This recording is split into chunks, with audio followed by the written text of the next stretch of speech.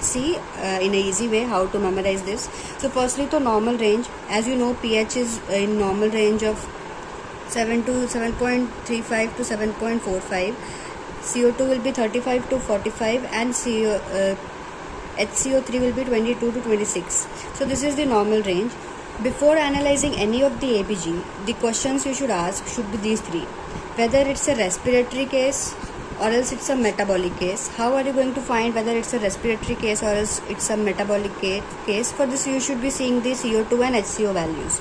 Acidosis and alkalosis. Acidosis, for if it's less than 7.35 means it's the acidosis, and if it's more than 7.45 means it's alkalosis. So the second question is done. First thing, you should be checking whether it's alkalosis or acidosis. Compensation I'll come after, but let's learn first how to tackle the respiratory or metabolic part. For this, a very simple mnemonic is there, which is ROM. For ROM here, R will be standing for respiratory. If it's a respiratory condition, like whether it's a respiratory acidosis or alkalosis, the directions of the arrow will be in opposite direction. Means CO2 values and pH values will be oppositely. If the CO2 values are high and pH is low, that means it's an acidosis condition. So respiratory, if pH is less, as I said, if pH will be less than 7.35, so it will be a respiratory acidosis condition. But if the pH is high and CO2 is low, so the respiratory, it will be respiratory alkalosis. So you can see the arrows are going opposite with each other.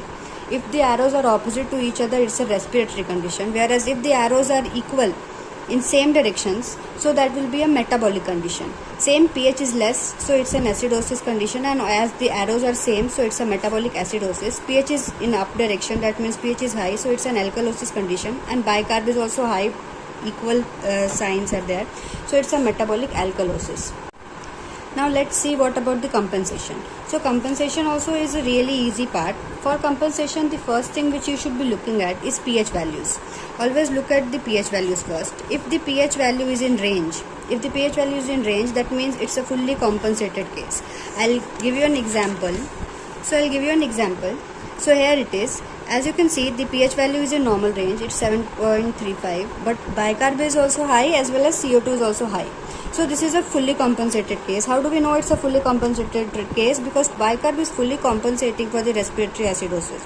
As the respiratory acidosis is high, so bicarb values are getting increased so that it will cut the acidosis part and it will make it in the normal range. That is why here pH has come in the normal range.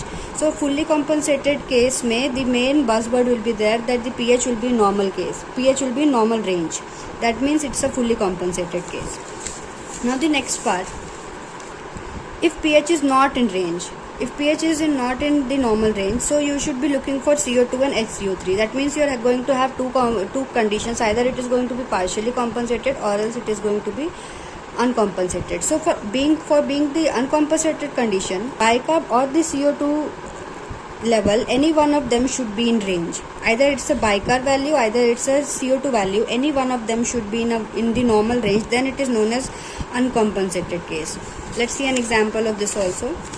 So this is an uncompensated case scenario.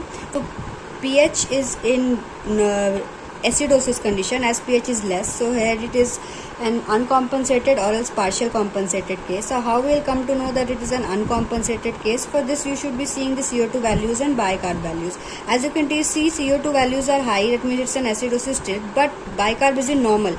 That means bicarb is not attempting anything to make the respiratory acidosis less.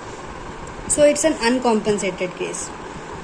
If it will be compensating partially also, that means the bicarb value will be increasing. Bicarb will be increasing its value for something so that it is going to cut down the acidosis part so that the compensation will be maintained. Here nothing is happening. The bicarb value is in normal range. That is why it's an uncompensated condition. Now let's see for the partially compensated part. For being it partially compensated, CO2 and HCO, both of them will be out of range. So that will be a condition of partially compensated. Let's see an example of this also.